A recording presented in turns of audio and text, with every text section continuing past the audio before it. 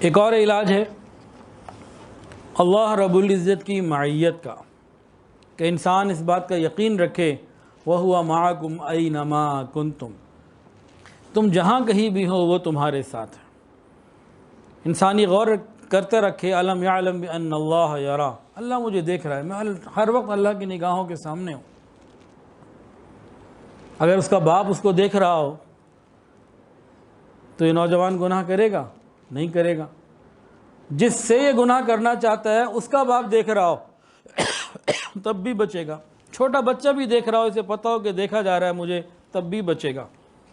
ابن قیم رحمۃ اللہ علیہ فرماتے تھے کہ اللہ رب العزت نے میرے دل میں الہام فرمایا کہ میرے بندوں کو کہہ دو کہ جب تم گناہ کرنے لگتے ہو تم ہر اس دروازے کو بند کر دیتے ہو جس سے مخلوق دیکھتی ہے، لیکن اس دروازے کو بند کرنا بھول جاتے ہو جس سے میں پروردگار دیکھتا ہوں۔ کیا اپنی طرف دیکھنے والوں میں سب سے ہلکا مجھے سمجھتے ہو؟ بلی کا بچہ بھی گزر جائے، پردہ ہلے تو انسان ڈر جاتا ہے، لیکن اللہ رب العزت سے نہیں ڈر رہا ہوتا۔ انسان اس کو غور کرے اور یہ بھی سوچے یعلم خائنۃ الاعین وما تخفی الصدور، اللہ آنکھوں کی چوری کو بھی جانتا ہے اور ان باتوں کو بھی جو سینوں میں چھپی ہوئی ہیں۔ یہ علاج ایسے ہیں کہ اگر انسان چاہے تو اپنے آپ کو ٹھیک کر سکتا ہے، ٹھیک ہی نہیں ہونا چاہتا تو اس کے لیے تو پھر یہ باتیں نہیں، یہ تو اس کے لیے جو ٹھیک ہونا چاہتا ہے۔ ایک اور علاج بے حیائی سے بچنے کے لیے، اور انتہائی ضروری اور اہم ترین پوائنٹ ہے یہ، کہ انسان اپنے ماحول کو بدلے۔ جب تک یہ ماحول کو نہیں بدلے گا معاملہ ٹھیک نہیں ہوگا۔ حضرت یوسف علیہ السلام کو حضرت یوسف علیہ السلام کو مصر کی عورتوں نے جب گناہ کی دعوت دی، انہوں نے کیا مانگا اللہ سے؟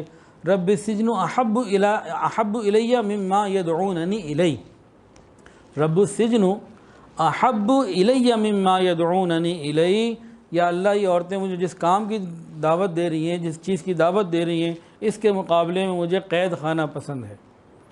وہاں کی مصیبتیں میں برداشت کر لوں گا، تکلیفیں، بجائے یہ کہ میں محل میں رہوں اور یہ مجھے گناہوں کی دعوت دیں۔ ماحول کو بدلا۔ ایک مثال، دوسری مثال، بنی اسرائیل کا ایک شخص تھا، 100 لوگوں کو قتل کر چکا۔ پھر اس نے کسی سے پوچھا توبہ کیسے کروں؟ اس نے کہا بھئی اس بستی کو چھوڑ کے فلاں بستی میں جاؤ، نیکوں کی بستی ہے، وہاں علماء رہتے ہیں۔ تو اس نے اس بستی کو چھوڑا، گویا ماحول کو بدلنے کی بات۔ تو معصیت کے ماحول کو چھوڑنا اور نیکی کے ماحول کو اپنانا یہ بہت ضروری ہے گناہوں سے بچنے کے لیے۔ ایک اور علاج، انسان اس بات کو پہ غور کرے کہ اگر میں یہ گناہ کرتا رہا تو مجھے ایسے بعض پوشیدہ امراض پیدا ہو جائیں گے، جب جہاں اس کا ذکر ہوگا چاہے ڈاکٹر ہی کے سامنے ہو مجھے رسوائی اٹھانی پڑے گی۔ یہ ہے ہی رسوائی کی لائن، تو اس میں تو رسوائی ہی رسوائی ہے۔ ایک اور علاج، انسان یہ غور کرے کہ زنا انسان کے اوپر یعنی میرے اوپر ایک قرض ہے۔ آج اگر میں نے کیا تو کل میرے گھر کی کسی محرم عورت کے ساتھ کیا جائے گا۔ یہ خیال بھی انسان کو سیدھا بنا کے رکھ دیتا ہے۔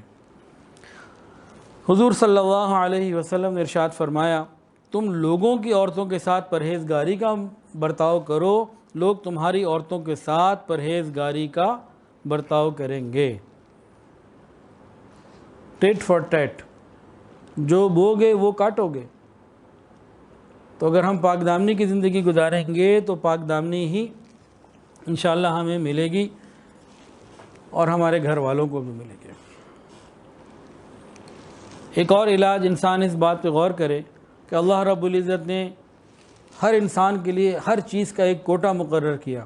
اتنے گلاس پانی پیے گا، اتنے نوالے روٹی کے کھائے گا، اتنے بوٹی کے کھائے گا، اتنے اس نے چاول کے دانے کھانے ہیں۔ ہر چیز کا ایک کوٹا ہے، جب نصیب میں وہ پورا ہو جاتا ہے تو بس پھر اس کے بعد وہ چیز نہیں کھا سکتا۔ سانسوں کا بھی ایک کوٹا ہے، بالکل اسی طرح اس جنسی خواہش کو پورے کرنے کا بھی ایک کوٹا ہے۔ بھئی یہ انسان ہے، اس کی 65 سال کی زندگی ہے اور 6000 دفعہ یہ اس چیز کو استعمال میں لا سکتا ہے۔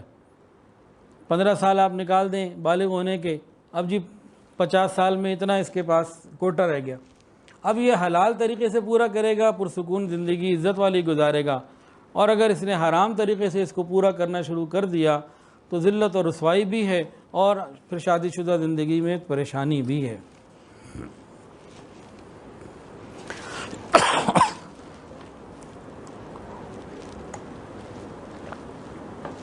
یہ تو بعض علاج لکھ دی ہیں، بعض علاج بتا دی ہیں، انسان اگر کرے تو انشاءاللہ اللہ بتائیں گے، اللہ تعالیٰ بچائیں گے۔ یہ بعض علاج بتائے ہیں، انسان اگر فکر کرے تو انشاءاللہ العزیز اللہ رب العزت اس کو گناہوں سے بچائیں گے۔